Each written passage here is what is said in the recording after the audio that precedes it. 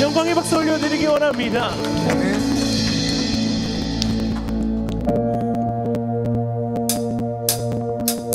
나보다 나를 잘 아시는 주님, 내가 주를 떠나 어디로 가겠나이까. 나 어딜 가든지 주 손이 나를 인도하시며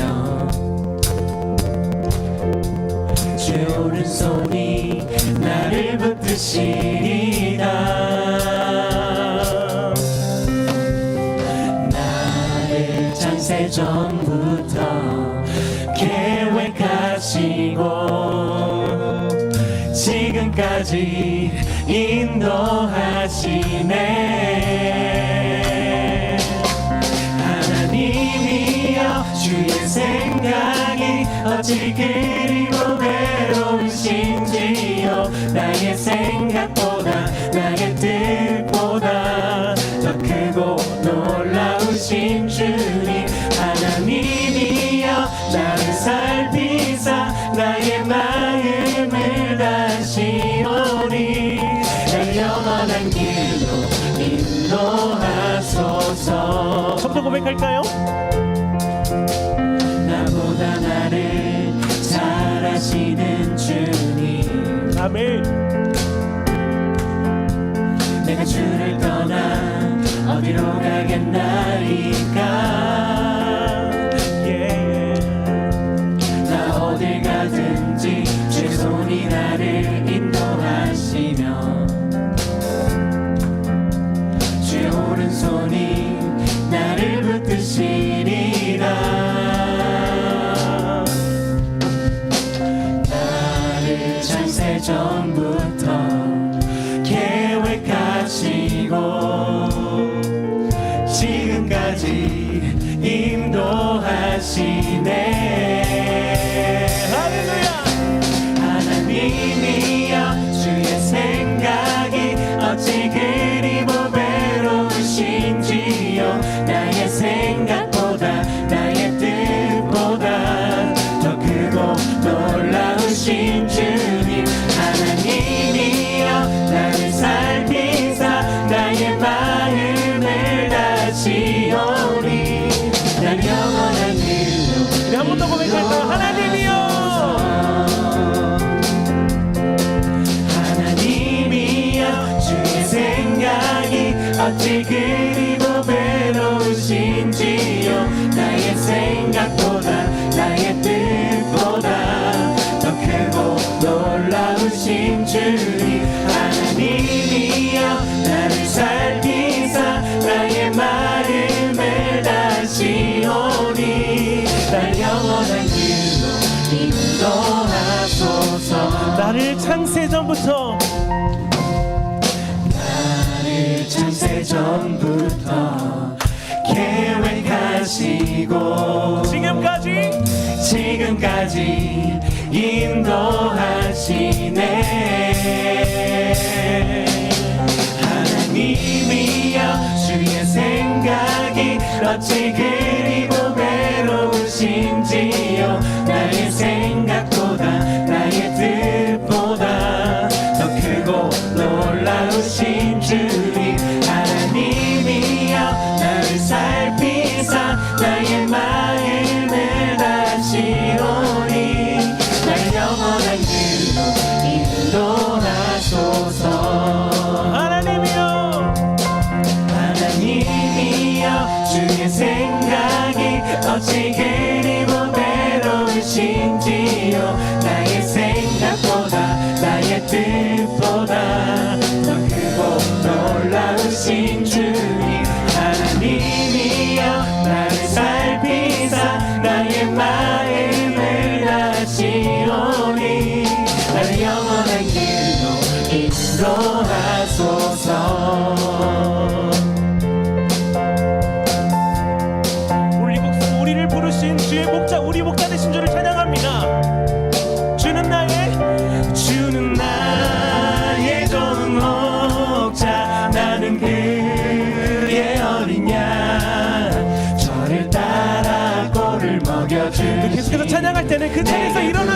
찬양할까요? 주는 나의 좋은 목자 나는 그의 어린 양 저를 따라 꼴을 먹여주신 내게 부족함 전혀 없어 주는 나의 좋은 목자 나는 그의 어린 양 저를 따라 꼴을 먹여주신 내게 부족함 전혀 없어 주는 나의 좋은 목자 나는 그의 어린 양 저를 따라 꼴을 먹여주신 내게 우리 목소리로 한번 더 고백해볼까요? 주는 나의 좋은 목자 나는 그의 어린 양 저를 따라 꼴을 먹여주신 내게 부족함 전혀 없어 주는 나의 좋은 목자 나는 그의 어린 양 저를 따라 꼴을 먹여주신 내게 부족함 전혀 없어 저를 따라 꼴을 먹여주신 내게 부족함 전혀 없어 저를 따라 꼴을 먹여주신 내게 부족함 전혀 없어 우리 목자 되시고 우리 영원한 주인 되신 하나님께 감사의 박수 올려드리기 원합니다. 할렐루야.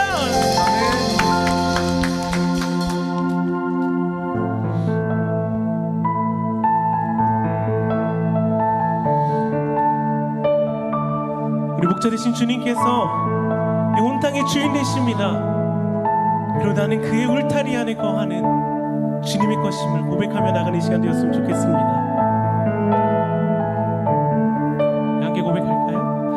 온 땅의 주인 되신 주님이 내 이름 아시며 상한 마음 돌보시네. 어둠을 밝히시는 새벽별 방황하는 내 맘 주의 길 비추시네. 나로 인함이 아닌 주가 행하신 일로 나의 행함이 아닌 오직 주로 인하여 나는 오늘 피었다 지는 이름 없는 꽃과 같네. 바다에 있는 파도 안개와 같지만 주는 나를 붙드시고 부르짖음 들으시며 날 귀하다 하시네.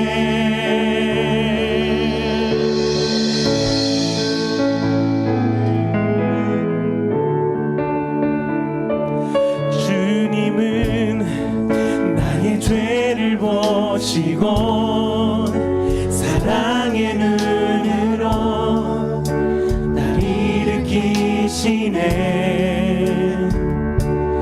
바다를 잠잠하게 하시듯 내 영혼의 복음 고요케 하시네. 나로 인함이 아닌 주가 행하신 일로 나의 행함이 아닌 오직 주로 인하여 나는 오늘 피었다 지는 이름 없는 꽃과 같네. 바다에 있는 파도 안개와 같지만 주는 나를 붙드시고 부르짖음 들으시며 날 귀하다 하시네.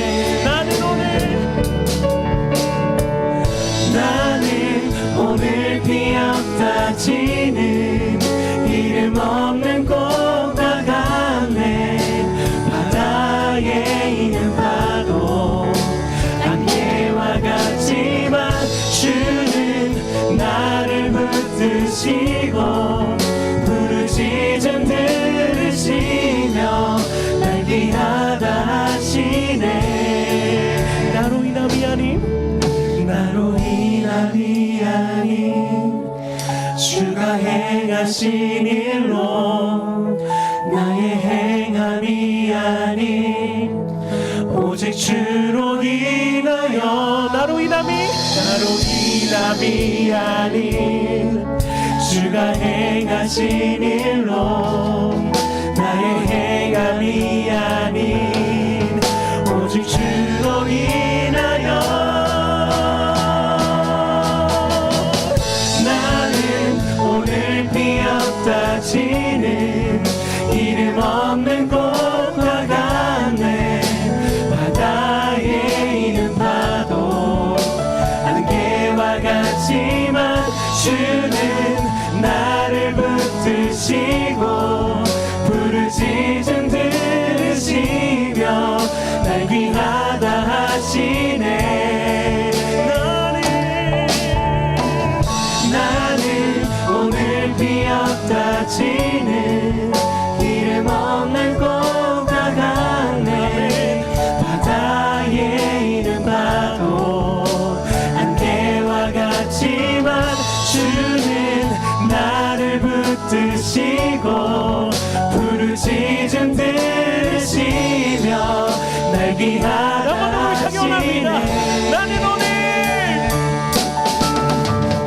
나는 오늘 피었다 지는 이름 없는 꽃과 같네. 바다에 있는 파도 안개와 같지만 주는 나를 붙드시고 부르짖음 들으시며 날 귀하다 하시네. 나는 주의 것입니다. 날 오직 주의 것, 날 오직 주의 것, 난 오직 날 오직 주의 것, 주의 것, 날 오직 주의 것, 나 오직 주의 것, 날 오직 주의 것, 한 번 더 높이 원합니다. 난 오직 주의 것, 난 오직 주의 것. 이제 나는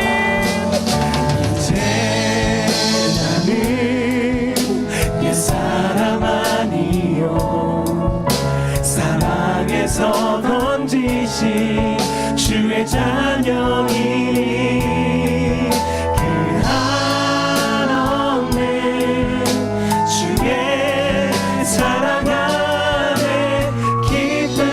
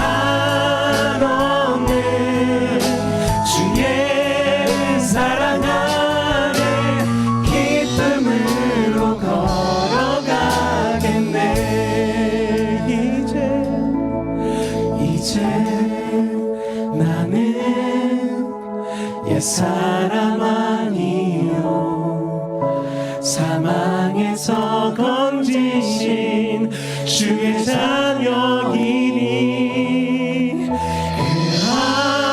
한없는 주의 사랑 안에 기쁨으로 걸어가. 우리 목사님 올라오실 때까지 우리를 이 자리에서 불러주시고 우리 삶의 자리로 불러주시고 처음부터 끝까지 함께 계신 주 예수 그리스도를 생각하며 함께 기도하며 나가시겠습니다. 함께 기도하시겠습니다.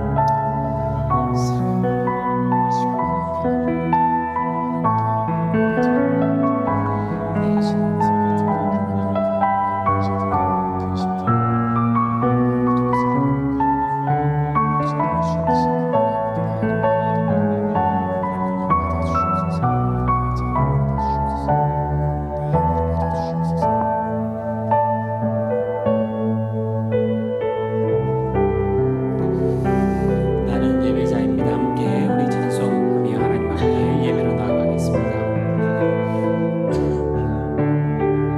나는 하나님을 예배해. 나는 하나님을 예배하는 예배자입니다. 내가 서 있는 곳 어디서나 하나님을 예배합니다. 내 영혼 거룩한 은혜를 향하여 내 마음 완전한 하나님 향하여 이곳에서 바로 이 시간 하나님을 예배합니다. 내 영혼 거룩한 은혜를 향하여 내 마음 완전한 하나님 향하여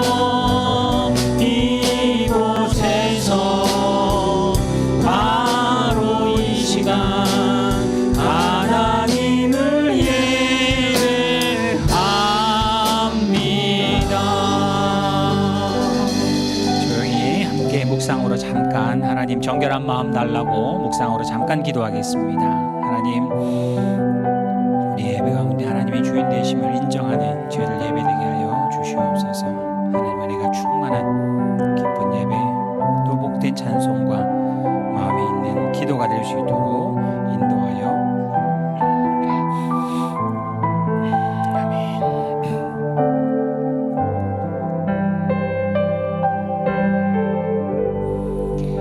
수고하고 무거운 짐진 자들아 다 내게로 오라. 내가 너희를 쉬게 하리라. 오늘 이 자리에 모인 우리 모든 성도들을 하나님이 불러주시니 감사합니다. 이 시간 하나님의 임재를, 주님의 임재를 함께 체험하게 하시고 우리의 마음과 신령과 진정으로 하나님께 예배할 수 있도록 인도하여 주시옵소서.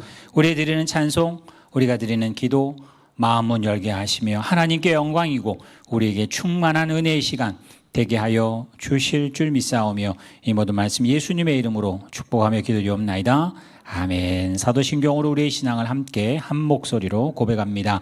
전능하사 천지를 만드신 하나님 아버지를 내가 믿사오며 그 외아들 우리 주 예수 그리스도를 믿사오니 이는 성령으로 잉태하사 동정녀 마리아에게 나시고 본디오 빌라도에게 고난을 받으사 십자가에 못 박혀 죽으시고 장사한 지 사흘 만에 죽은 자 가운데서 다시 살아나시며 하늘에 오르사 전능하신 하나님 우편에 앉아 계시다가 저리로서 산자와 죽은 자를 심판하러 오시리라.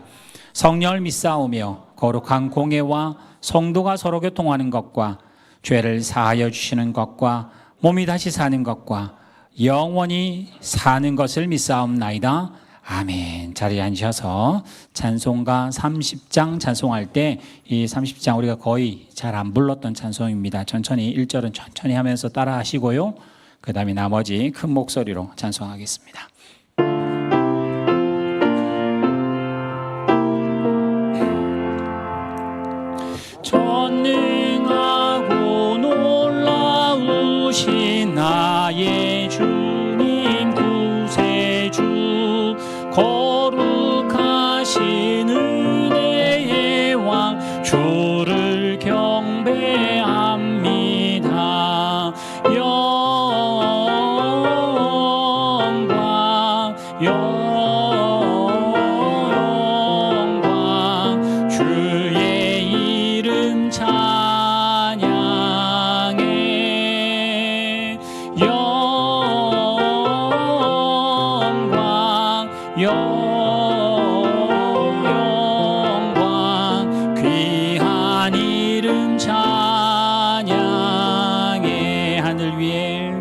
하늘 위에 계신 주님 참된 빛이 되시니 이 세상의 모든 나라 주께 영광 돌리네. 영광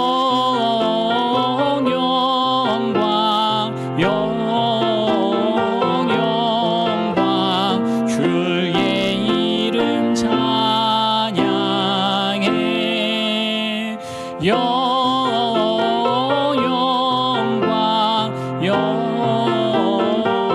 영광 귀한 이름 찬양해. 하늘나라 보좌에서 죄악 많은 세상에 우리 구원하시려고 주님 세상 오셨네. 영광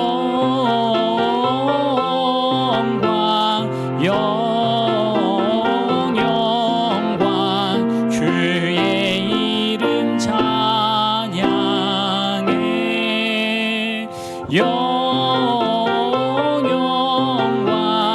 영광 귀한 이름 찬양해. 영원하신 우리 주님 어서 속히 오셔서 주의 모든 성도들을 천국 인도하소서.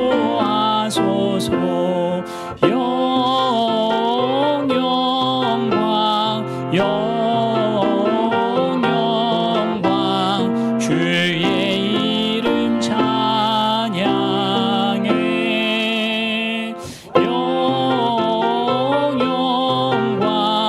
영광 귀한 이름 찬양해.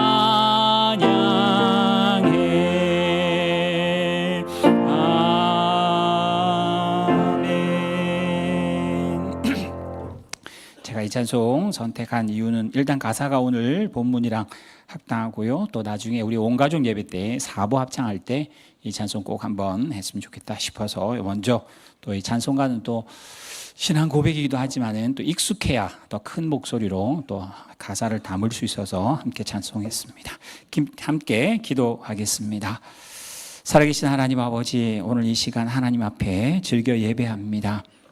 우리가 찬송할 때에 정직한 자가 마땅히 해야 할 일이 하나님께 찬송이며, 기도할 때에 세상을 두려워하는 마음이 이제는 하나님을 사랑하니 용감한 마음 될 수 있도록, 하나님께 의지할 수 있도록 이 예배 가운데 임재하여 주시옵소서. 우리의 마음과 정성을 모아 예배할 때 하나님께 영광이 되며 우리에게 충만한 은혜가 넘치되, 그 영광과 그 은혜가 내 뜻이나 내 소망이 아니라 하나님의 뜻과 하나님의 소망으로 살아갈 수 있도록 인도하여 주시옵소서. 하나님, 지난 한 주간 여러 가지 일들로 바쁘고 분주한 모든 삶 가운데도 눈동자같이 보호하셔서 감사합니다. 즐겁고 기쁘고 행복한 하루를, 한 주간을 보낸 분도 있을 거고, 또 아버지를, 어머니를 잃거나 또 여러 가지 아픔과 고통으로 힘듦 때문에 눈물을 흘렸던 그 한 주간도 하나님 앞에는 보석과 같은 한 주간이었음을 감사하게 하여 주시옵소서. 하나님께서 우리에게 먼저 믿음을 주셔서 내가 믿은 것도, 내가 깨달은 것도 아닌 것으로, 내가 요구도 하지 않았는데 하나님이 먼저 우리를 사랑하시사 예수 그리스도를 먼저 보내시고 먼저 죽게 하시며, 이제 예수 그리스도의 십자가가 내 마음에 새 생명 되게 하시니 감사합니다. 그 감사로 오늘 이 시간 예배하게 하시고, 이 예배가 우리의 어떤 실력이나 어떤 보답이 아니라 하나님 앞에 감사하는 그 마음만으로도 하나님 앞에 영광이 될 수 있도록 우리의 마음을 인도하시고 하나님께서 다스려 주시옵소서. 하나님, 특별히 우리에게 가정을 주셨습니다.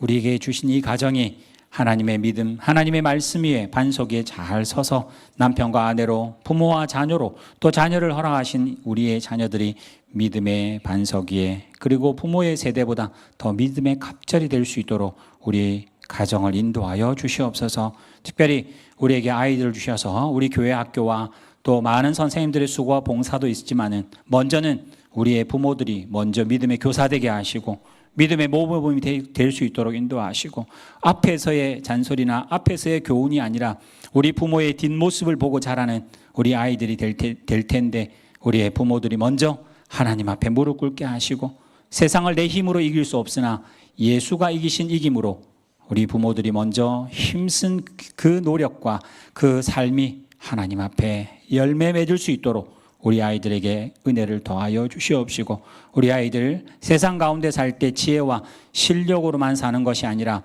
하나님의 말씀과 하나님의 인도하심으로 사는 인생인 것을 잘 깨달아 알게 하여 주시옵소서. 하나님, 지난 한 주간 여러 가지 어려운 일로 눈물을 흘리며 마음 아파했던 모든 성도들 마음을 치유하시되 세상의 위로나 세상의 것들로 채우는 것이 아니라 하늘의 신령한 복으로 위로하게 하시고 그 마음에 긍휼하게 하시며 풍성케 하셔서 하나님이 허락하시는 또 오늘 이 하루 예배가 행복한 예배, 즐거운 예배, 영광스러운 예배 될 수 있도록 인도하시며 다시 믿음을 가지고 가정으로, 직장으로, 학교로 나아갈 때도 믿음의 용사들답게 살아낼 수 있도록 인도하여 주시옵소서. 하나님, 세상적으로 전쟁의 소문과 여러 가지 분냄과 노여움으로 온 세상이 온통 뒤엎쳐 있는 이 어려운 세상에 예수 믿는 사람답게 우리로서만 소망이 있으며 우리로만 사랑을 베풀 수 있는 저희들이 될 수 있도록 도와주시옵소서. 오늘 우리의 기도와 우리의 찬송, 특별히 말씀 가운데 하나님의 은혜 내리셔서 살아계신 하나님을 체험하며 그 하나님과 임마누엘로 한 주간 승리하는 저희를 되게 하여 주실 줄 믿사오며 이 모든 말씀 예수님의 이름으로 축복하며 기도하옵나이다. 아멘.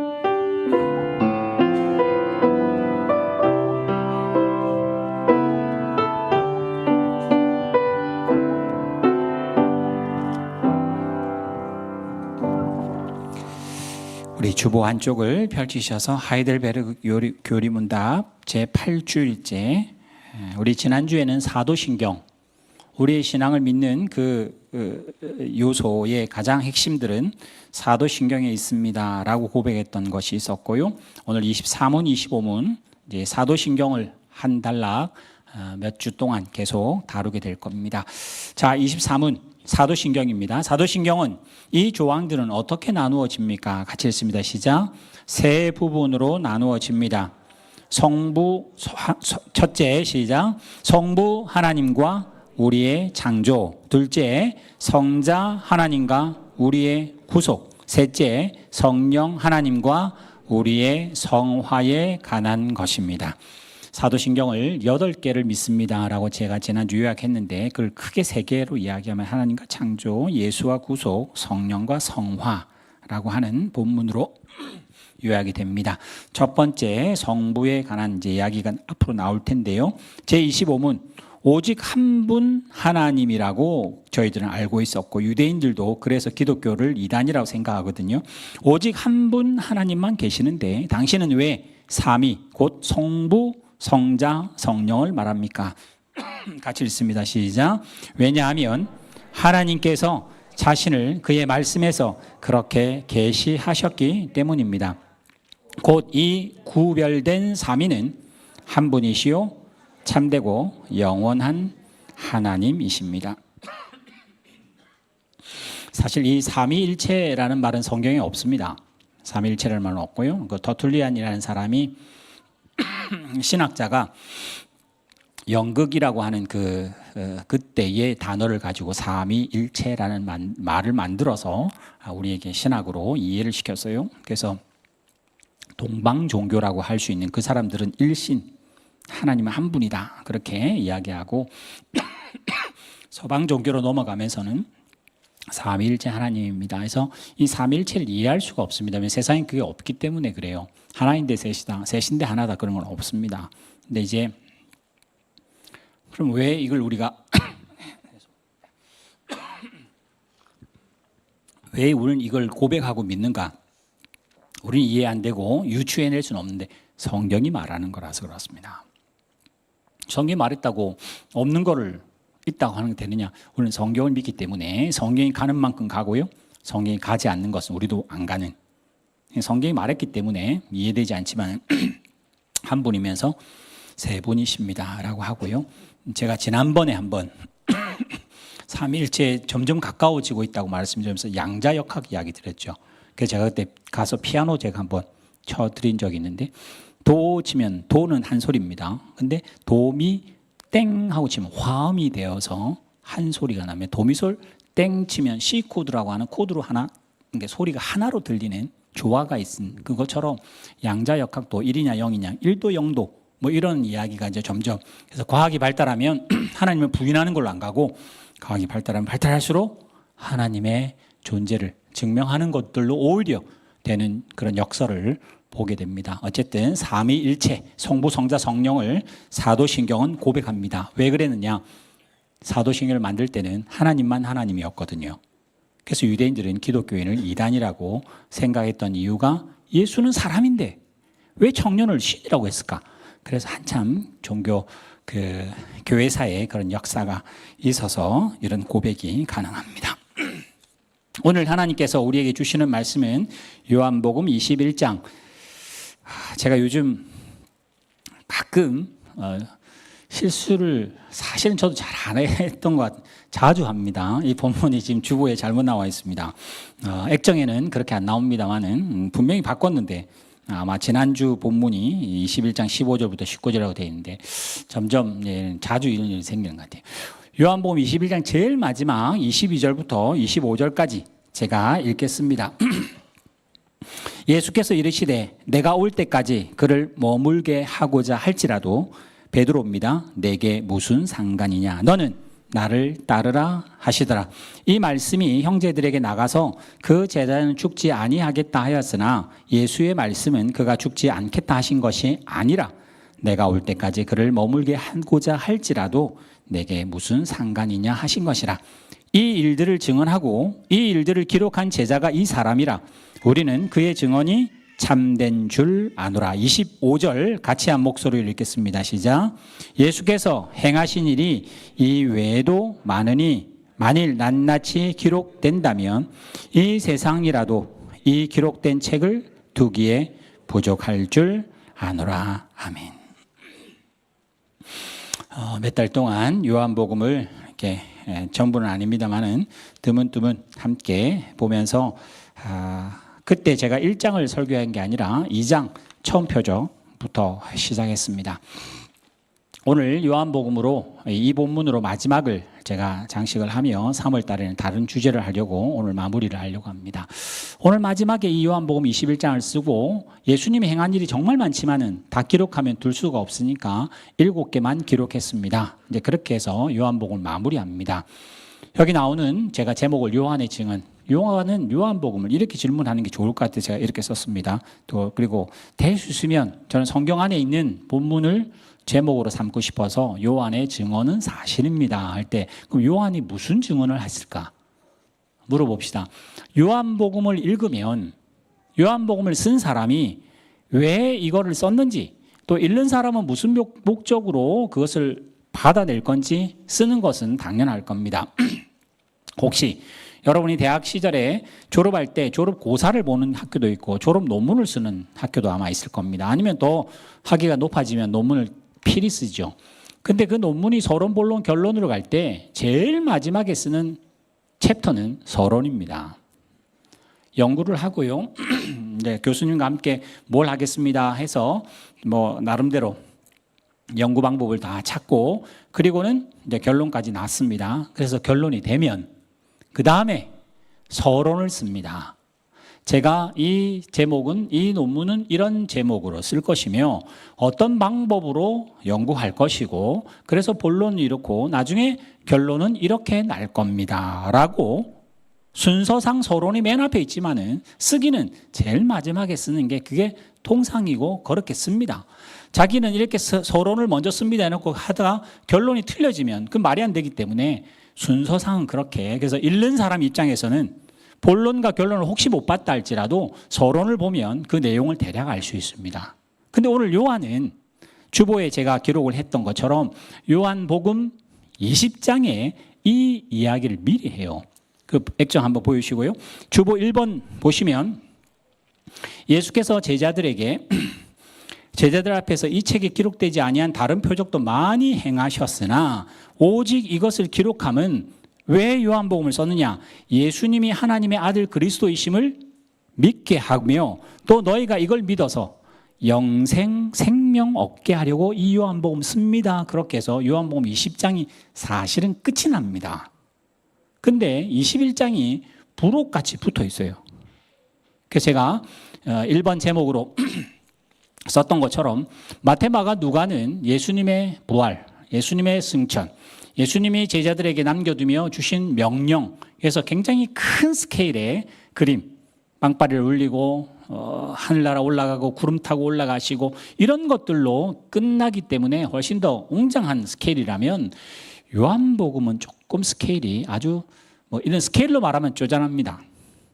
굉장히 작은 것 같고 이게 결론인가 싶을 정도의 결론을 하나 부록으로 넣습니다. 아까 말했던 것처럼 예수의 죽으시고 부활한 거는 20장이 끝나는데요. 그리고는 이 책을 이렇게 씁니다 했는데 21장에 가면 제자들의 대단한 게 안 나오고 물고기 잡으러 갔다가 예수님하고 만나서 너 사랑하냐 안 하냐 물어봤다가 또 예수님의 제자 여기 나오는 요한하고의 이 사람은 어떻습니까? 저 사람은 어떻게 할까요? 사실 이 아까 나왔던 그 베드로의 질문이 그런 거거든요. 나는 늙어서 남이 띠띠고 뭐 이렇게 가는데 이 사랑하는 제자는 어떻습니까? 뭐 이런 관심이 많은 이상하게 이거는 안 써도 될 것 같은데 라는 맥락으로 그래서 학자들이 복음서를 4개인데 이름은 똑같은데 3개를 분류를 시켜서 공간복음서와 요한복음은 다르다고 표현을 하는 거예요. 학자들은. 그래서 여러 가지 이유가 있습니다. 먼저는 이렇게 생각할 수 있어요. 마태, 마가, 누가의 그 피날레로 끝나는 모습으로 사도행전을 가면 제자들의 실수와 제자들의 실패는 없고 바로 성령의 임재로 제자들의 능력이 부각이 되거나 제자들의 그 어떤 그 허무한 인간의 본 모습은 못 보고 사도행전으로 갈 것 같아서 우리에게 착각을 불러일으킬 수 있으니 요한복음 아니 제가 생각할 때는 요한복음이 뒤에 사도행전 1장이 나올 거라고 생각을 못했을 수도 있어요. 쓸 때는 그렇게 생각을 안 했을 겁니다. 근데 이제 편집이 그렇게 된 건데 그 편집상도 하나님의 섭리를 한다면 하나님이 예수 그리스도를 부활시키시고 승천시키고 난 다음에 제자들의 그 찌질한 모습, 믿지 못하는 모습, 아니 죽었다가 3년 동안 같이 있다가 죽었다가 끝이면 모르겠는데 죽었다가 부활한 예수를 봤는데도 미지근한 아니 지금 만약에 예수님 부활하신 모습으로 이 자리에 지금 저 대신에 서 계신다면 우리는 뒤집어질 것 같아요. 온 동네 소문이 나고 우리 믿음이 확실할 것 같은데 제자들은 전혀 반응이 그냥 미덥지근합니다. 예수님 부활 깜짝 놀래고 자기 물고기 잡으러 가고 깜짝 놀라고 뭐 그냥 시큰둥하고 제자들은 봤다는데 도마는 난 안 보면 모르겠다. 나는 만져봐야 믿지. 그래가지고 못 믿겠다고 오히려 또 이렇게 태클을 걸고 이 결론을 이뤘습니다. 사도행전은 사도가 하는 게 아니라 성령이 하신다. 사도행전에 나온 제자들은 우리하고 재질이 다르거나 능력이 다르거나 믿음이 좋아서가 아니라 우리하고 똑같은 믿음 없는 사람, 능력 없는 사람, 정말 부질없는 것에 목숨 걸고 살았던 사람인데 성령이 임하시면 하나님이 일을 하시면 그래서 우리 수요일 예배했던 것처럼 그 하나님의 일하심이 사도행전에 나오니 사도행전 하면 그때만 그랬고 그 사람만 그런 게 아니라 지금도 우리는 사도행전 같은 삶을 살아가라고 우리는 못하지만 누가요? 성령이 하실 거라는 것을 보여주려고 요한이 부록 같은 그 모습을 붙였다. 그렇게 볼 수 있어서 오늘 저는 요한의 결론이 이렇게 쓰고 또 제가 말씀드려서 오늘 요한복음을 끝내려고 하는 그래서 여러분이 요한복음 그러면 요한이 여러분에게 뭘 부탁하는지를 잘 한번 가졌으면 좋겠습니다. 두 번째 제가 제목 잡은 거 요한복음 21장 끝나는 결론에는 뭐가 있을까? 그래서 마태복음, 마가복음, 누가복음 또 요한복음을 보면 우리가 생각할 때는 예수님 한 번만 나타나 주세요.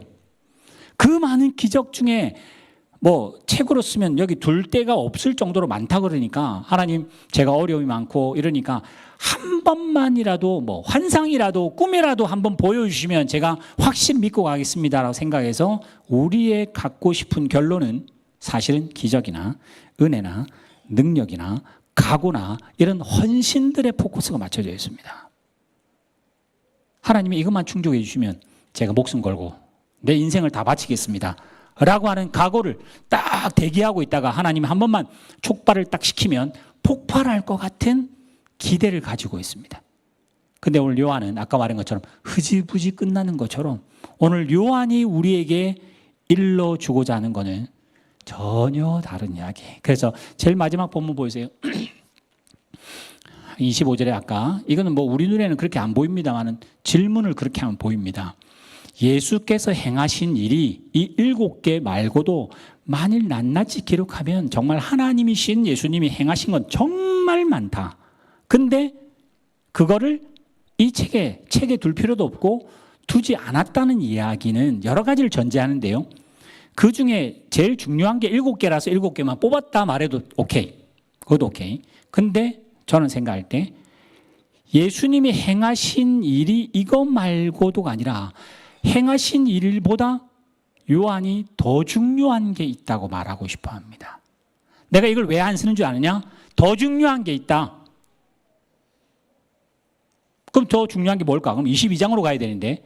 그래서 저는 아까 말씀드린 것처럼 요한이 책을 쓸 때 제일 마지막에 쓰는 건 뭘 쓴다고요? 서론을 쓴다고요. 그래서 요한은 어디로 가느냐? 요한복음 1장 1절로 갑니다. 요한복음 1장 1절로 가자 요한복음을 딱 펼치자마자 태초에 말씀이 계시니라. 그 말씀은 하나님이셨다. 그 말씀은 창조주셨다. 그가 아니고는 지은 게 하나도 없지 않다. 그러니까 하나도 그가 다 지으셨다. 그가 안 지었고는 하나도 존재치 않는다. 그는 참빛이고 그는 참 생명이시다. 근데 그분이 세상에 왔는데 사람들이 어둠을 사랑해서 그 사람을 몰라보더라. 하나님이신데 자기 백성들이 몰라보더라. 그래서 오히려 그 예수를 죽여버리더라. 그러나 영접하는 자, 곧 그 이름을 믿는 자들에게는 하나님이 자녀가 되는 권세를 줬는데 그 권세 준 그걸로 보면 말씀이 육신이 되어서 이 세상에 임하시니 그 임하신 예수 그리스도를 보면 하나님의 영광이 있고 그 본문 제가 금방 읽어드렸던 거를 그 한 단락만 한번 본문 액정이 있으니까 한번 보여주세요. 요한복음 1장 저 밑에 가면 있죠. 참빛 그 세상에 와서 각 사람에게 비추는 빛이었으나 그가 세상에 계셨으므로 세상은 말미암아 지음이 되었고 세상은 알아야 되는데 자기 자녀가 부모를 모르는 것처럼 그를 세상은 알지 못하더라. 자기 땅에 오심에 백성이 영접하지 아니했으나 영접하는 자 곧 그 이름을 믿는 자에게는 하나님의 자녀가 되는 권세를 주셨으니 이는 혈통이나 머리나 실력이나 똑똑함으로 된 것이 아니며 사람의 계획도 사람의 요구도 아니라 하나님으로부터 난 것이다. 그 다음에 같이 읽읍시다. 시작. 말씀이 육신이 되어 우리 가운데 거하심에 우리가 그의 영광을 보니 아버지의 독생자의 영광이요 은혜와 진리가 충만하더라 그랬습니다. 그래서 아까 제가 말씀드린 것처럼 요한이 기적을 기록하고 그 기적 중에 내 거라도 하나라도 있으면 좋겠다, 하나라도 걸렸으면 좋겠다고 생각하는 우리들, 예수님이 계셨을 때 내가 밥을 먹는데 오병이어 같은 게 난다든지, 내가 병이 걸려 죽게 생겼는데 병이 낫는다든지, 내가 안 되고 어려운데 일이 형통해진다든지, 뭐라도 걸려라 그냥 예수님의 그 많은 행적 중에 우리는 그걸 기대하고 복음서를 읽고 그렇게 되기를 간절히 소망하는데 요한은 그거보다 더 중요한 게 있다. 그게 뭐냐? 하나님의 자녀 되는 거다. 신분이 바뀌는 거다. 그 신분은 뭐냐? 말씀이 창세로 태초의 말씀이 하나님인데 그 말씀이 육신을 입어서 나사렛에서 낳고 33년을 산 예수, 나사렛 예수로 살았고 그 예수로 살았는데 기적 때문에 영광받은 게 아니라 그가 육신을 입은 것만으로 그 육신의 인생 안에 하나님 영광이 보이더라. 근데 우리는 안 보이죠. 왜? 직업도 없고 제대로 없고. 여러분 예수님을 목수라 생각하시면 틀립니다. 거기는 나무가 없어요. 그 사람들 다 토굴에 살았기 때문에 우리가 제가 나중에 배너 영화 잠깐 좀 짤막하게 보여드릴 건데 그 배너 영화에도 보면요. 예수님을 배너가 처음 만날 때도 보면 목수 일을 하시다가 갑자기 그 테이블에서 목수질 하다가 톱 넣고 배너를 만나러 가는 장면이 그거는 아닙니다. 예수님 목수가 아닙니다. 나무가 없어요. 그러니까 빌더인데 바울같이 텐트를 만들어서 집을 짓는 건데 텐트도 없는 시대이기 때문에 땅을 판다든지 이런 걸로 보여지고 그래서 우리는 목수라는 그런 언어가 제일 합당해서 했고요. 외국 문화 같은 경우는 빌더가 훨씬 더 가깝게 해서 일용직 같은 그런 모습입니다. 우리가 생각할 때 번듯한 그런 직업이 없습니다. 예수님은요. 그 생김새도 아마 분명히 어쩔지도 모르겠습니다. 그냥 무명으로 30년 살다가 3년은 빛과 번쩍에 살았는데 거기에서 뭔가로 더 가면 좋은데 그냥 죽어버리네요. 그걸 뭐라고 그러냐? 말씀이 육신이 되어 살았는데 그 안에 뭐가 있다? 하나님의 영광이 있답니다. 근데 우리는 영광이 있으려면 직업도 돈도 권세도 생김새도 권력도 똑똑함도 뭐가 있어야 이걸 영광이라고 이해하는 눈밖에 없기 때문에 말씀이 육신이 돼가지고는 영광이 없어요. 뭐라도 기적을 베풀 때 영광이 조금 더 나타나고 더 큰 기적하면 또 영광이 더 크다는 생각밖에 없습니다. 그 다음에 또 아버지의 독생자의 영광이며 또 그 예수의 인생 안에 은혜와 진리가 충만하답니다. 이거는요 입장이 더는 전혀 다르기 때문에 그렇습니다. 우리는 은혜와 진리가 충만하면 뭐죠? 똑똑하거나 우리 교회도 은혜와 진리가 충만하려면 부흥하거나 아니면 이치에 맞거나 뭔가가 큰 일을 했을 때 우리는 은혜와 진리가 충만하다고 말을 하는데 예수님의 은혜와 진리는요 우리의 자랑하고는 다른 자랑을 하셨어요. 우리는 뭘 잘하는 걸 자랑했습니다. 누구한테 이긴 거를 자랑하고 메달을 딴 거를 자랑할 때 예수는 함께 한 걸 자랑하고 져준 걸 자랑하고 오래 참은 거를 자랑하고 나를 죽여 너를 살린 거를 자랑하는 게 예수의 자랑입니다. 그게 빌립보서 2장에 나오는 하나님이 영광 받으시는 예수가 그렇게 하는 것 때문에 하나님 영광 받으시는 영광이고 예수님이 그렇게 인생을 사셨기 때문에 그걸 은혜라고 표현하는 건데 똑같은 은혜라는 단어를 쓰는데 우리는 그렇게 안 쓴다는 이야기. 그래서 제가 이는 오늘 결론입니다. 요한은 복음서를 쓰면서 제일 마지막에 더 많은 일을 쓰고 싶으나 나는 진짜 쓰고 싶은 게 있다. 너희가 능력을 예수의 그 능력의 꽃자락이라도 만져서 낳는 걸로 기대하기 그거보다 더 큰 게 있다. 너희는 하나님의 자녀다. 신분이 바뀌어 있다. 신분이 바뀌면 게임이 달라집니다. 우리는 제가 이야기가 늘 제가 사실은 설교를 준비하면서 시험 원고는 있긴 합니다만 안 보는 이유 중에 하나가 설교를 이렇게 해야 되겠습니다 생각하고 이런저런 막 설교를 보다가 월요일부터 토요일까지 오늘 아침까지 설교가 계속 바뀌었습니다. 제 생각이 바뀌니까. 이 왜 자꾸 바뀌냐? 제가 고민하는 고민 때문에 그래요. 나는 요한복음을 읽고 뭘 원하고 요한복음을 읽고 뭘 바라고 요한복음을 읽고 뭘 믿었을까? 요한이 진짜 쓰고 싶은 걸 믿었을까? 아니면 야 이분은 나사렛 예수의 이름으로 말하는 살아나라면 살아나는 그런 기적을 우리는 원할까? 요한은 그런 기적이 중요하지 않다 하며 1장에 태초에 말씀이 계시는데 그 말씀은 하나님이셨고 그 말씀이 임마누엘로 육신으로 입으셔서 오셔서 그렇게 거지같이 살아가며 그렇게 죽어버린 거를 요한은 영광이라고 표현하면서 우리 보고 그거 하라고. 그래서 요한복음에는 특이하게 나다나엘 나오자마자 나다나엘이 나오거든요. 나다나엘에게 뭐라 하느냐? 무화과 나무 아래 보았다는 말을 하면서 예수님입니다. 20장, 21장 가야 예수님이 하나님의 아들이란 걸 그 나중에 도마가 고백하는데 나다나엘은 1장에 바로 고백해요. 주는 그리스도시요 살아계신 하나님의 아들이라고 1장에 아무것도 안 했는데 답을 말해버립니다. 그때 예수님의 대답을 보면 네가 무화과 나무 아래에 보았다는 것 때문에 나를 믿느냐? 너는 더 큰 일을 할 거라 그래요. 나중에 14장에 가면 예수님이 자기 떠난다 그러니까 제자들이 벌벌 떨어요. 그때 예수님이 뭐라 하냐? 내가 떠나야 된다. 그래야 성령이 오시고 성령이 오셔야 너희들이 나보다 더 큰 일 할 거라 그래요. 여러분 예수님보다 더 큰 일이 뭘까요? 그래서 제가 AI한테 물었습니다. 예수님의 더 큰 일이 뭐냐? 그러니까 AI가 아주 과학적으로 합리적으로 대답했습니다. 뭐냐? 예수님은 만나는 사람만 구원했지만은 이제는 제자들 때문에 전 세계에 퍼지지 않았냐? 이게 더 일단 지리적으로 어마어마하게 커졌다. 하나. 두 번째, 예수님은 만나는 사람들 했지만은 나중에 베드로 같은 경우에 3,000명, 5,000명이 왔으니까 훨씬 더 커졌다. 또 예수님은 육신으로 33년, 3년 살았으니까 3년이었지만은 지금은 우리 2000년이라는 역사 가운데 우리가 그 일을 하고 있어서 더 크다는 이야기를 길이, 넓이, 숫자 뭐 이런 것들로 AI는 설명 아주 합리적입니다. 그지? 합리적으로 더 크다는 이야기를 크다에 포커스 맞춰서 그렇죠.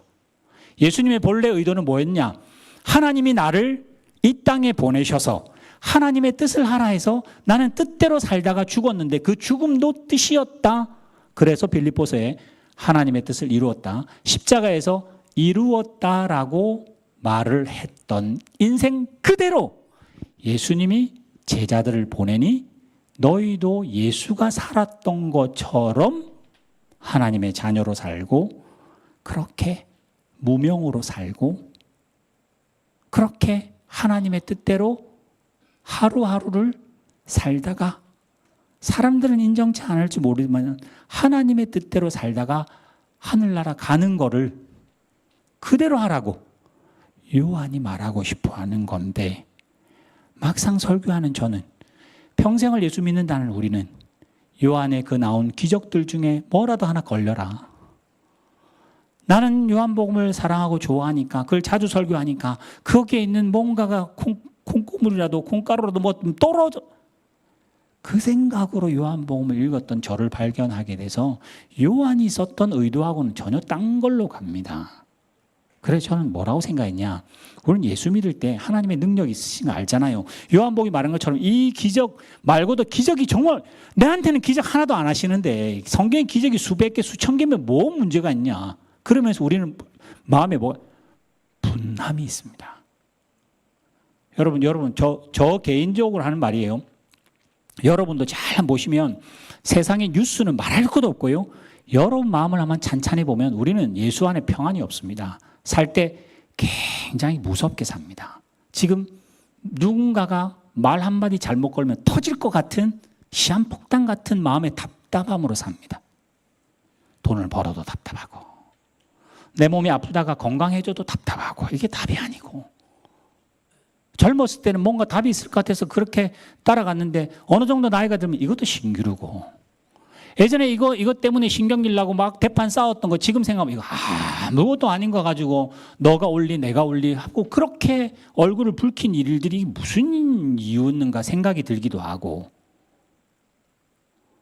말씀대로 예수를 믿으면 우리는 착각하는 거예요.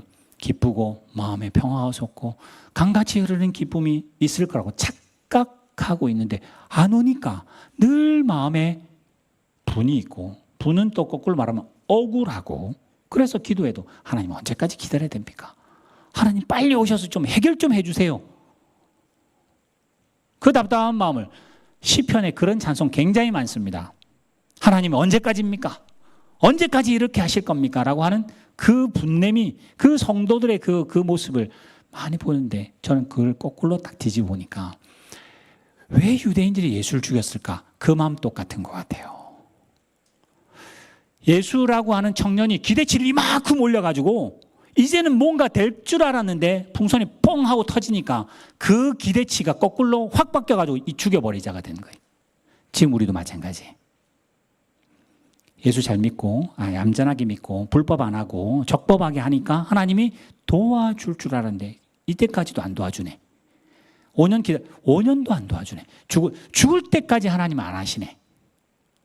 그러니까 분이 생겨요. 분이. 교회 안에 은혜와 진리가 충만하다.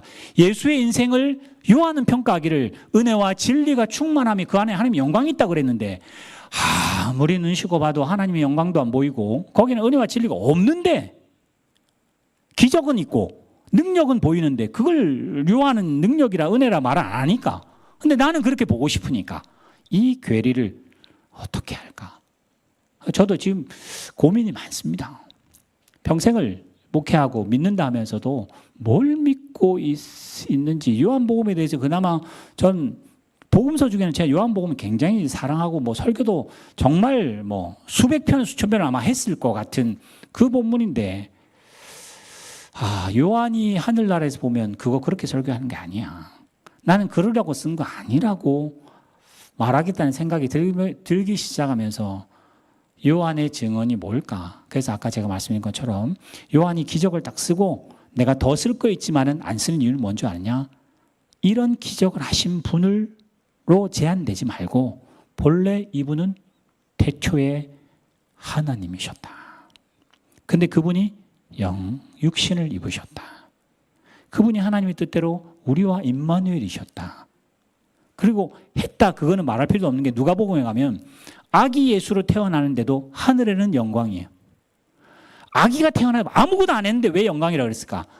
육신을 입으시고 출생하는 것만으로도 모든 게 완성되는 하나님의 시점에서는 육신을 입으시고 출생은 부활하시는 재림하시는 시점하고 동일하기 때문에 아기 예수로 오는 것만으로도 하늘에서는 영광이며 땅에서는 기뻐하심을 입은 자들에게 평화가 되는 그 일이 하나님께는 가능했던 거예요.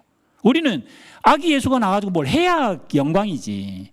아기 예수가 나서 뭐 뻥긋뻥긋거리고 하니까 뭔가 막 나타나고 우리에게 뭔가 막 나눠주고 나는 노력 안 해도 고생 안 해도 뭔가 될 때 아기 예수가 메시아다 이렇게 말할 수 있는데 성경은 그렇게 말 안 해요. 아무도 그날 태어난 날 그날 아무도 몰랐다.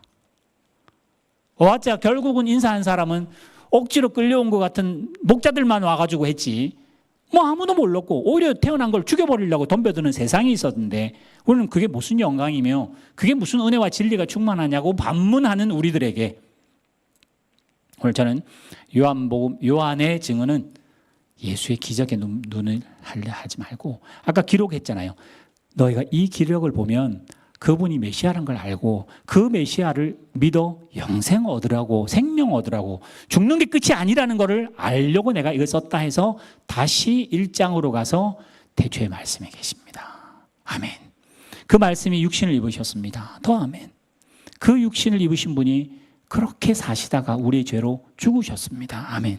내 죄로 죽으셨습니다. 그리고는 부활하셔서 하늘나라 가시며 나를 하나님의 자녀 되는 권세를 주셔서 이제는 우리는 세상 사람이 아니라 하나님의 자녀 되었습니다가 요한의 하고 싶은 말이고 또 저는 21장 그 다음에 어디를 가느냐 요한의 책은 요한 1서로 갑니다. 그래서 요한의 대답은 우레의 아들이고 번개의 아들이고 하나님하고 예수님하고 같이 안 간다면 죽여라 그러고 번개 내려서 하나님 다 죽일까요? 덤벼들었던 그 불같은 요한이 90세 할아버지가 되어서는 하나님을 믿는 너희들은 사랑해라. 왜? 하나님 이꼴 사랑이라. 여러분 하나님 이꼴 사랑이라는 말보다 더 큰 말은 없습니다. 하나님은 사랑이다. 사랑은 허다한 죄를 덮는다. 사랑은 두려움이 없다. 우리 지금 두려움으로 살아요. 이번에 투자하는데 나만 쪽박 차면 어떻게 하지? 너무 불안합니다. 우리 아이들 이거 모르면 이 바보 될 텐데 이거 어떻게 하나? AI 보니까 우리 세대는 그냥 뭐 지나가는 세대니까 어쩔 수 없지만은 앞으로 5년 10년 후에 AI가 애들을 여러분 안 살아봤는데 불안이 더 많아요. 지금도 불안합니다. 가만히 있으면 그냥 불안합니다. 왜 불안하죠? 지나와 보면 여러분의 걱정은 하나도 일어난 것도 없었고 그걸 여러분의 발목 잡는 일이 없는데 내가 내 스스로가 늘 불안해요. 왜요? 지면 안 되니까. 바보 되면 안 되니까. 탈락하면 안 되니까.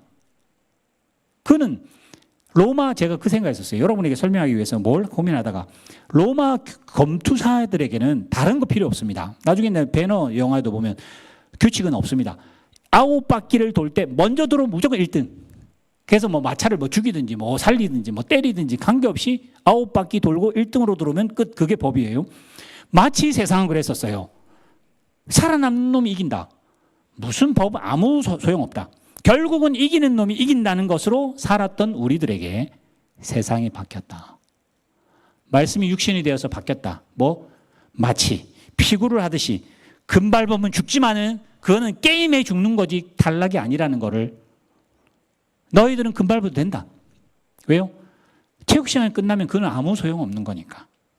너희 인생에 있어서는 져도 된다. 져도 된다고 여러분 마음대로 살고 뭐 이게 방만하게 살라는 말이 아니라 그 게임 안에 선 밟으면 죽으니까 선을 밟을까 말까 고민이 아니라 그 선 안에 들어와서 재밌게 게임을 하라고 룰을 만든 거잖아요.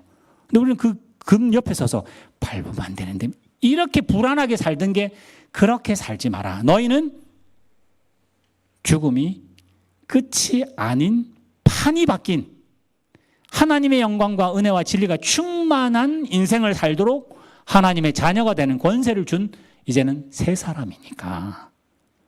죽으면 끝난다라고 금메달 못 따면 죽는다고 하는 사람과 그 중국 그 외국애던데 중국의 대표로 그 나온 그 인터뷰 혹시 여러분 보셨을지 모르겠습니다.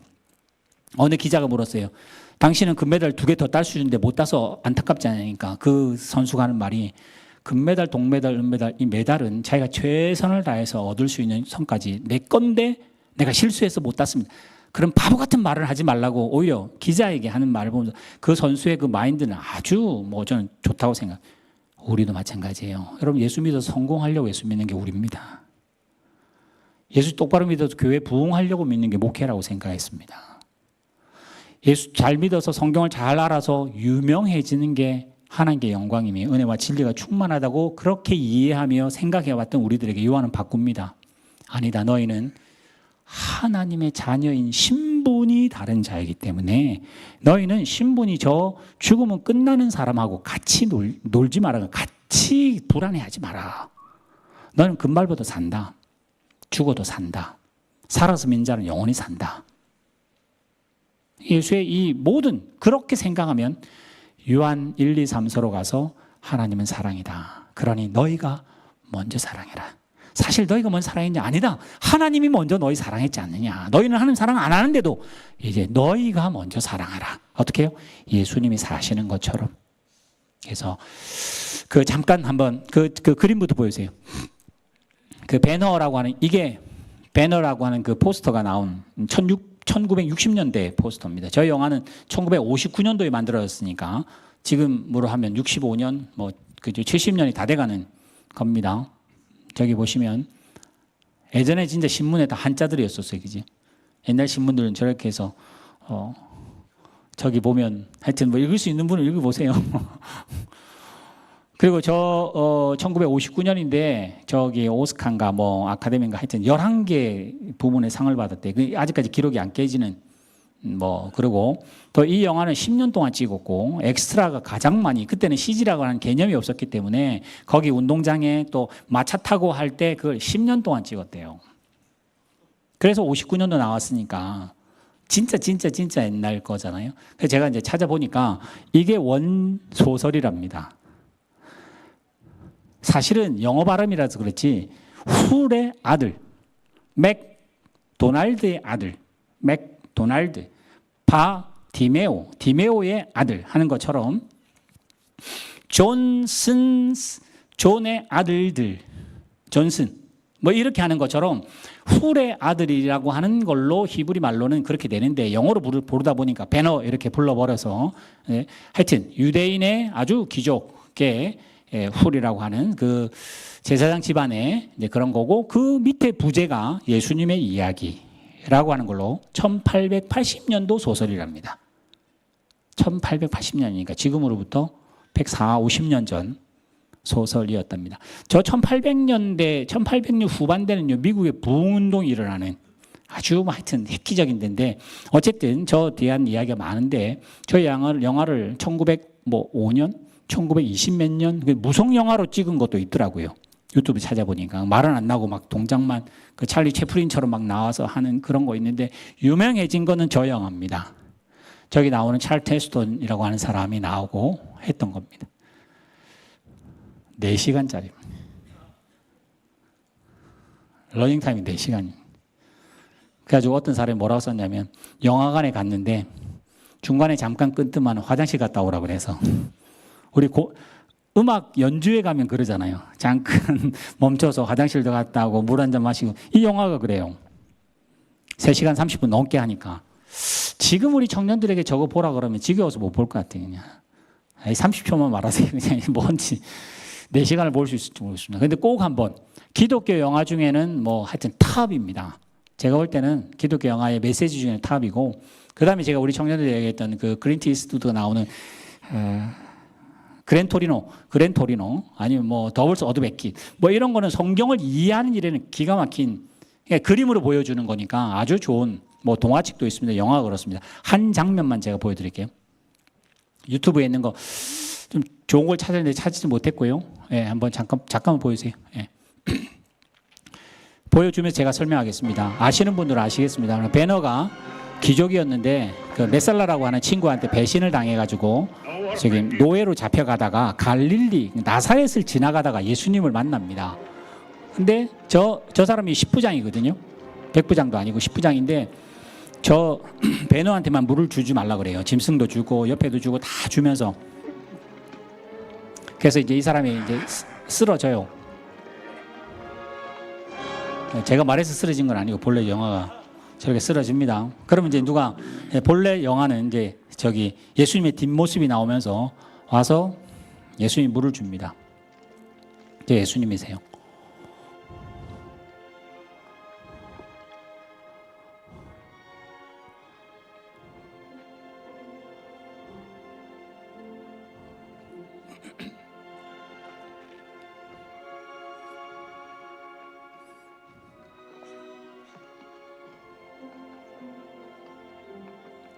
저렇게 이제 물을 먹다가 예수님 얼굴을 한번 보고요. 저기 아까 나왔던 10부장, 100부장 뭐 이렇게 로마 그 사람이 보고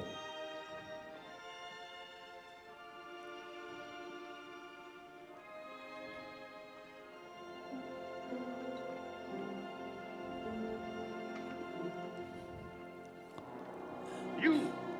I said no water for him!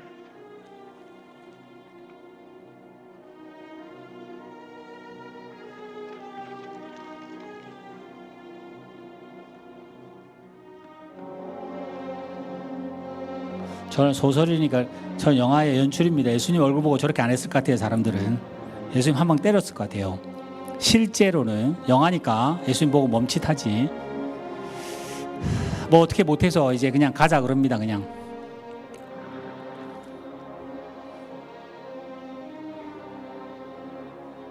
All right, on your feet, all of you. Get them on their feet. 자 그리고 이제 이 주인공이 이제 예수 얼굴 한번 보는 걸로 좀 확 넘어갑시다. 예수님 십자가 지는 장면으로 확 넘어갑시다. 많이 넘어가 보세요. 더 넘어가세요. 하여튼 그리고 영화 이제 뭐 끝날 때는 아닌데요.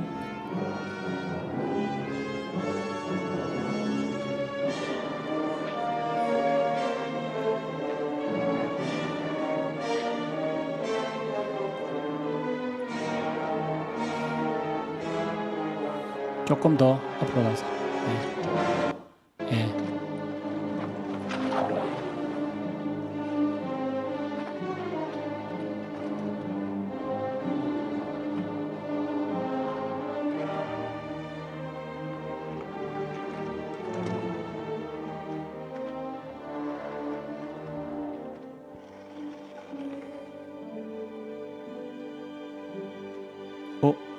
그때 봤던 그 청년이라고.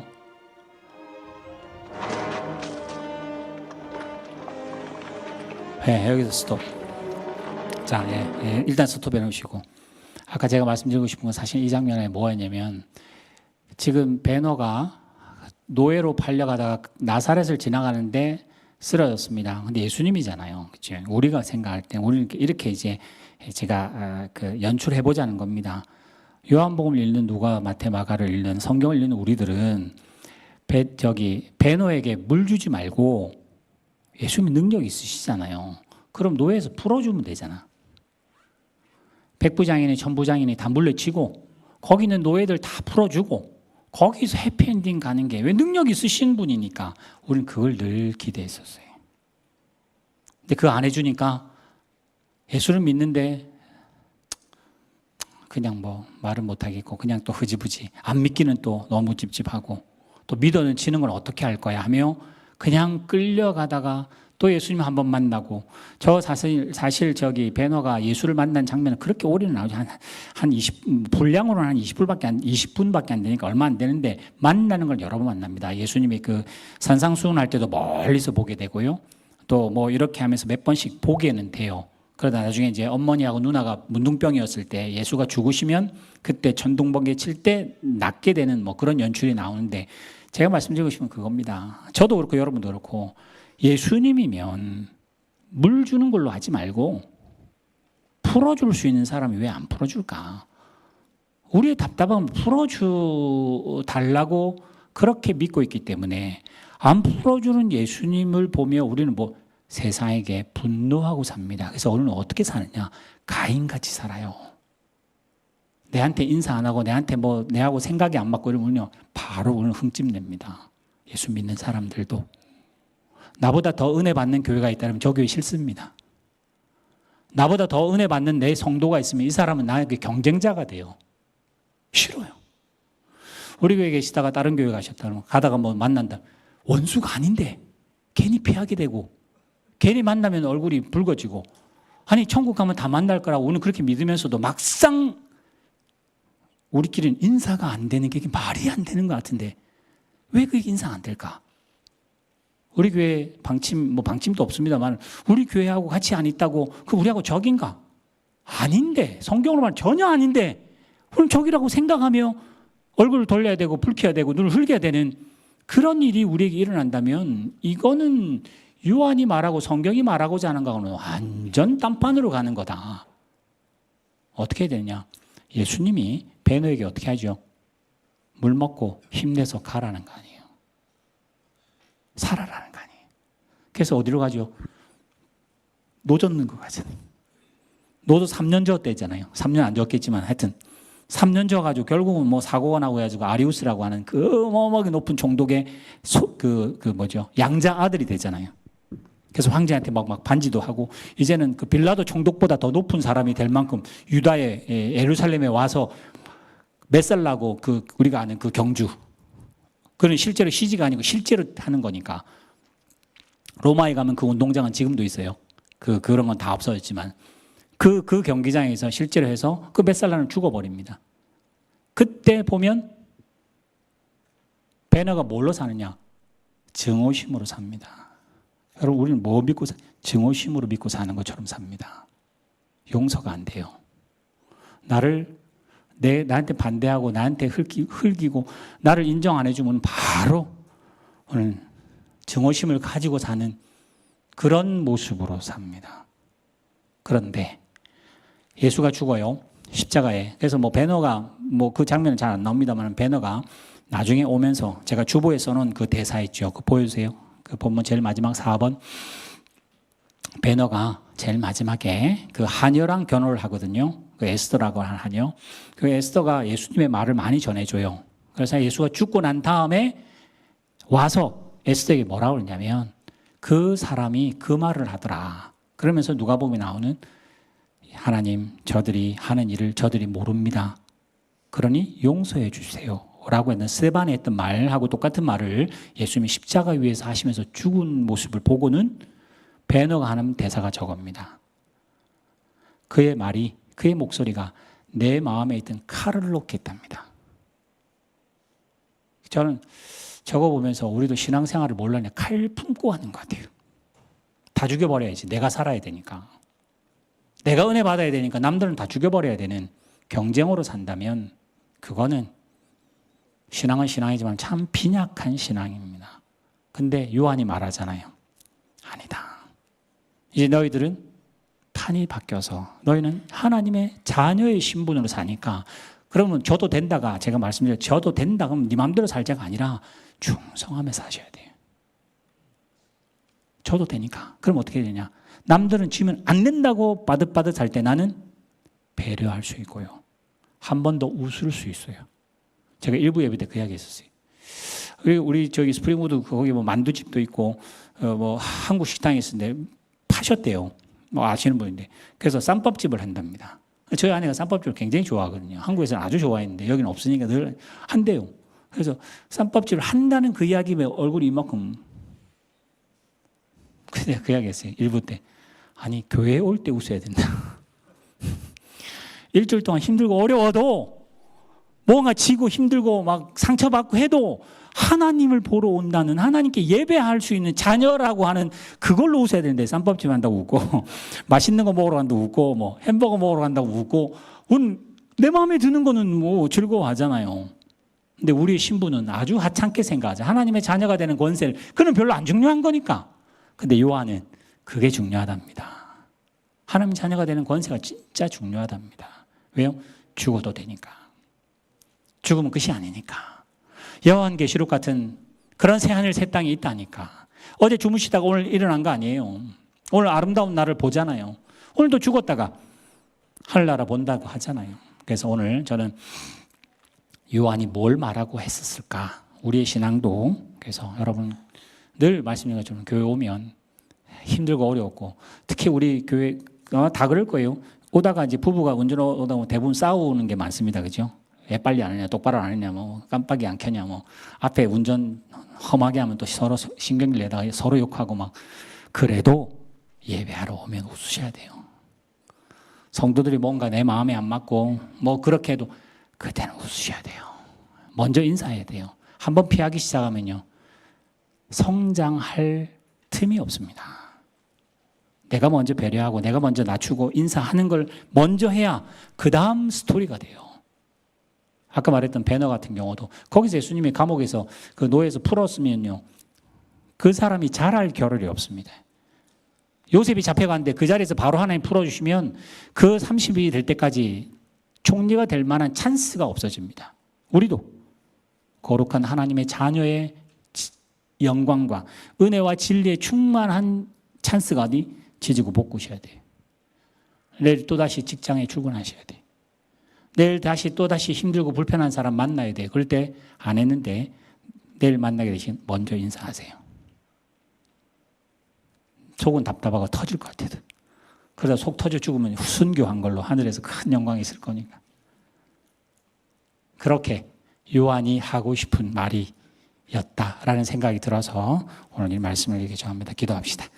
살아계신 하나님 아버지, 요한은 예수님과 3년 공생애를 살았고 이제 그 이후에 베드로와 바울이 죽는 걸 보았고 초대교회 60년을 함께 살아서 이제 90이 되어서 요한복음, 요한 1, 2, 3서 요한계시록을 쓰면서 우리에게 예수님은 대단한 분이다, 이런 기적을 행했으니 너희들 기뻐하라가 아니라 말씀이 육신이 되어 하나님의 뜻을 살아내셨고 그 살아내심은 사람들에게는 흠모할 모양도 없고 하나님인데 죄인 취급했고 하나님인데 무시하고 하나님인데 죄인이 예수를 죽여버리는 삶을 살아도 거기에는 하나님의 영광과 은혜와 진리가 충만하더라 하시며 우리 보고도 이제 그 인생이니 그 자격을 가졌으니 이제 내 가정과 남편과 아내와 부모와 자녀로 세상 가운데 정말 험하고 온전히 가인과 같은 세상에 아벨로 살아가라고 하는 하나님의 명령, 오늘 요한을 통해서 주시는 줄 알고 또 한 주간 힘있게 살아가기를 성령이 함께 하시기를 주님의 이름으로 축원하며 오늘도 말씀 가운데 함께 하심을 감사하며 예수님의 이름으로 축복하며 기도하옵나이다. 아멘.